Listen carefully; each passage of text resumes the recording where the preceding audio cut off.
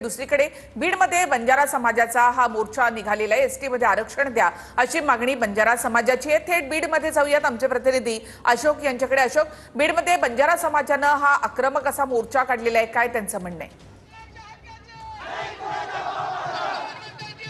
नक्कीच आज बीडमध्ये बंजारा समाजाचा हा मोठा विराट मोर्चा निघतोय आणि खरं तर बंजारा समाजानं पहिला बीडमधला हा विराट मोर्चा काढून राज्यामध्ये मोठं शक्ती प्रदर्शन केल्याचं पाहायला मिळतंय।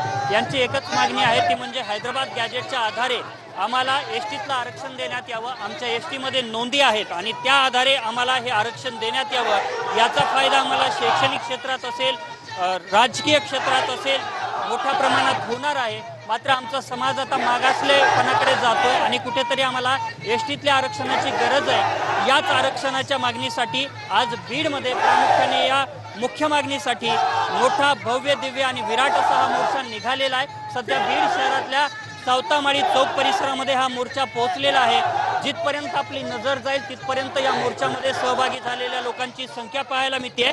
विशेष म्हणजे लहान लहान मुलं मुली आणि महिला देखील यामध्ये वेगवेगळे वेशभूषा तयार करून या ठिकाणी मोर्चामध्ये सहभागी झाल्याचं पाहायला मिळतंय। आणि आजच्या या मोर्चानंतर जेव्हा मोर्चा निघालाय तेव्हापासून अनेक लोकप्रतिनिधींकडून या मोर्चाला पाठिंबा देखील दर्शवला जातोय आणि हा मोर्चा जो आहे तो आता सावतामाळी चौक परिसरातून थेट छत्रपती शिवाजी महाराज चौकात पोहोचेल आणि त्यानंतर जिल्हाधिकारी कार्यालयाच्या परिसरात गेल्याच्या नंतर बंजारा समाजाच्या 5 मुली या प्रातिनिधिक स्वरूपामध्ये त्यांच्या जे मागण्याचं निवेदन आहे ते प्रशासनाकडे सोपवणार आहेत।